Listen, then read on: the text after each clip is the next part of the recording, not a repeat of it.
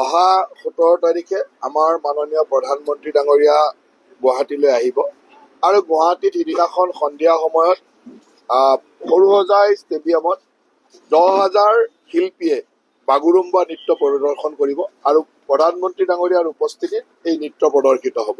গতিকে এই অনুষ্ঠানৰ কাৰণে ইয়াৰে পৰা নিশ্চয়কৈ ৰাইজ যাব বিচাৰিব, বড়ো জনগোষ্ঠীয় লোক বা অন্যান্য বিভিন্ন লোক তালৈকে যাব বিচাৰিব।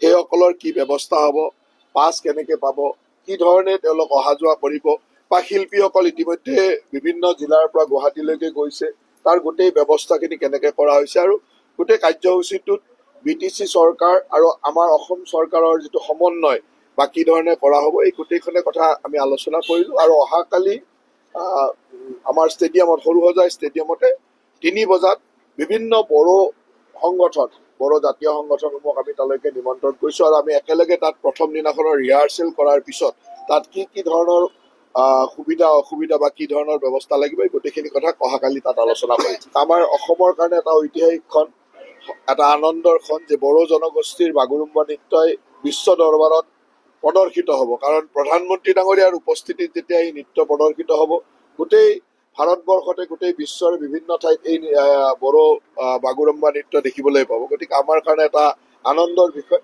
আমাৰ মাননীয় মুখ্যমন্ত্ৰী ডাঙৰীয়াৰ নেতৃত্বত আমি অসমৰ উন্নয়ন বিকাশ যিধৰণে আগবঢ়াই নিছোঁ, তেনেকৈ সংস্কৃতিৰ ক্ষেত্ৰতো প্ৰতিটো জাতি জনগোষ্ঠীৰ সংস্কৃতিটো আগবঢ়াই নিয়াৰ কাৰণে চেষ্টা কৰিছোঁ। আৰু এই ব্যৱস্থাত অহাকালিৰ এই বাগুৰুম্বা নৃত্যই আৰু এক সংযোজনৰ হ'ল বুলি আমি ধৰিম। স্বাভাৱিক বস্তু নহয়, আমচু বোলা বস্তুটোতো কংগ্ৰেছতে যাব, এতিয়া আমচু কংগ্ৰেছত নাযায় বেলেগত যাব নেকি? সেইটো এটা স্বাভাৱিক কথা, সেইটো কোনো অস্বাভাৱিক নহয়। আৰু গোটেই বস্তুটো এনেকুৱা যে কংগ্ৰেছ, UDF, লুৰিণৰ পাৰ্টি, অখিলৰ পাৰ্টি, এই গোটেইবিলাক এটাই বস্তু। ইয়াত কোনো বেলেগ বস্তু নহয়, ইয়াত একেটাই বস্তু, একেটা বটলতে থাকে, মাত্ৰ বেলেগ বেলেগকে ওলাই সজাই পৰাই দিয়ে, ইমানে। অসমৰ কাৰণে দুৰ্ভাগ্য এইটোৱে যে আমচুৰ সভাপতিও অসমীয়া মানুহক এটা দম দিব পৰা হ'ল। চাওকচোন কিমান দুখৰ কথা। অসমৰ কাৰণে দুৰ্ভাগ্য, আমাৰ দৰে মানুহৰ কাৰণে দুৰ্ভাগ্য যে আমচুৰ সভাপতিয়ে এটা অসমৰ ৰাজনীতিৰ ওপৰত কথা ক'ব আৰু আমি অসমীয়া মানুহে শুনিব লাগিব। কিমান দুখৰ কথা চাওক।